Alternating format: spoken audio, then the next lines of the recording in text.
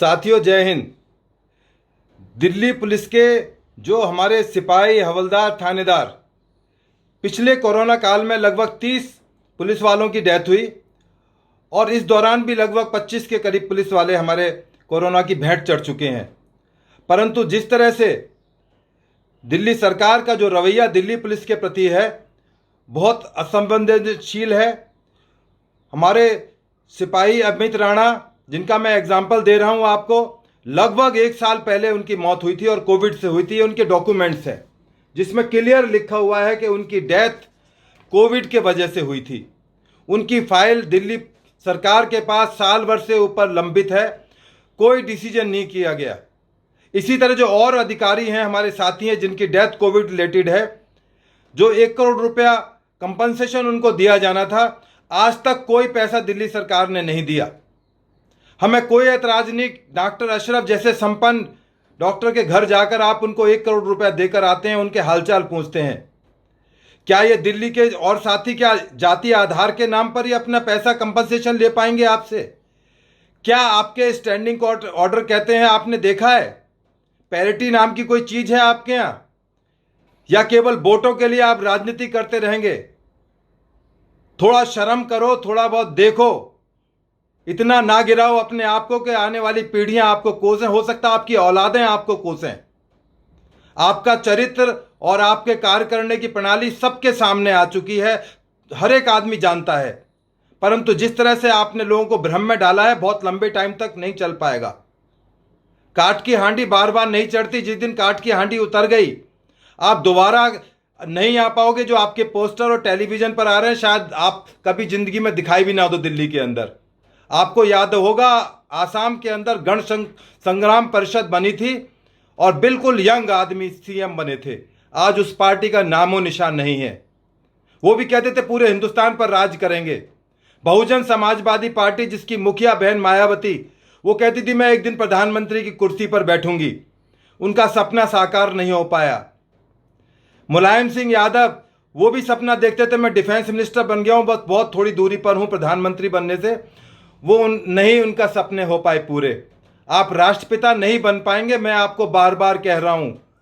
आप केवल एक छोटे से सूबे के एक सीएम हैं। आप पानी और बिजली और जो स्वास्थ्य सुविधाएं हैं वही पूरा मुहैया नहीं करा पा रहे हैं।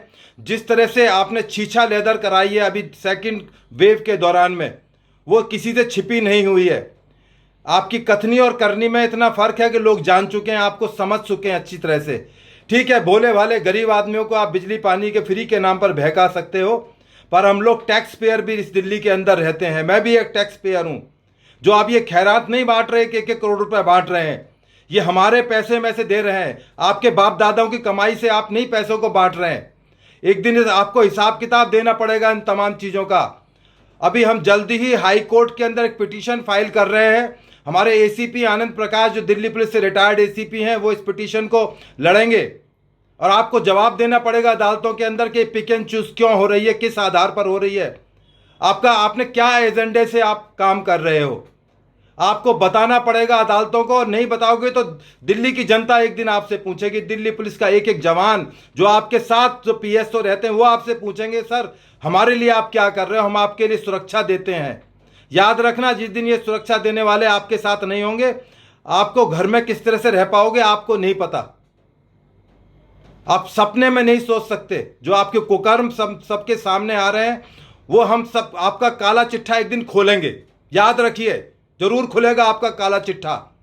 अभी 31 मई को पूजा राणा, जो उनकी पत्नी है, हमारे कार्यालय में आएंगी, अपनी बात रखेंगी कि उनको किस तरह से दुख तकलीफों का सामना करना पड़ रहा है। उनके 2 छोटे छोटे बच्चे हैं, वो बेरोजगार महिला हैं, गांव में सोनीपत में रहती हैं। उनका एक छोटा बच्चा मात्र 5 साल का है। आपने पूछा उनके घर जाकर कि आप कैसे रह रहे हो, आपको कोई आर्थिक मदद या किसी तरह की मदद की जरूरत है? आप किस आधार पर कर रहे हैं? डॉक्टर की मदद करना बहुत अच्छी बात है, वो लोग हमारी जान बचाते हैं। के अग्रवाल जी मर गए, क्या आपने उनके लिए 2 शब्द कहे? क्या आप उनके घर पर गए? आपने 1 करोड़ रुपया दिया उनको? कोई मदद की उनकी? ऐसे ऐसे 100 डॉक्टर मर गए। परंतु जो आपने एजेंडा चला रहा है, ये बहुत दिन तक चलने वाला नहीं है और लोग एक दिन आपके मुंह पर थूकेंगे।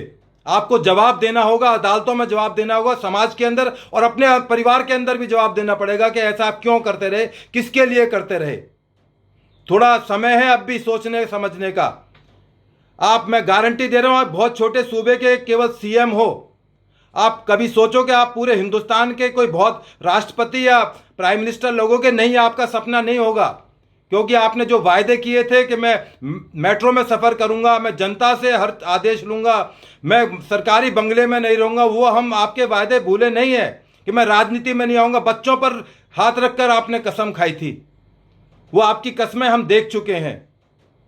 इसके बाद 6 जून को हम दिल्ली पुलिस के अधिकारियों से रिक्वेस्ट करेंगे, हमें सांकेतिक एक अपनी बात रखने का शहीदी पार्क में शाम को 4 से 6 बजे तक का मौका दिया जाए, जिससे हमारे दिल्ली पुलिस के रिटायर्ड साथी और पब्लिक के जो हमारे साथी जो हमारी विचारधारा से सहमत हैं, वो अपनी बात को वहां पर आके रखेंगे और आपको आगाह करेंगे और तमाम कोविड नियमों का पालन करेंगे।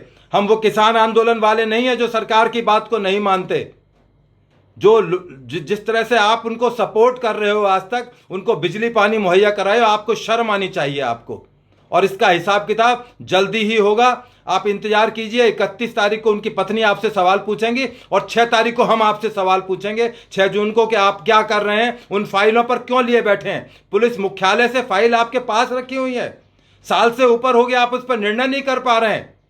मैं माननीय कमिश्नर साहब से और एलजी साहब से रिक्वेस्ट करूंगा, आप ये सारा मामला आपकी पावर के अंदर है, एलजी साहब को तमाम तरह की क्षमताएं हैं, वो इन फाइलों का निपटारा करें और जो भी हमारे कोविड से रिलेटेड डेथ हुई हैं उन तमाम को कंपनसेशन दिया जाए। ये जो खैरात बांटने का इन्होंने तरीका है, इस पर रोक लगाई जाए और तुरंत रोक लगाई जाए।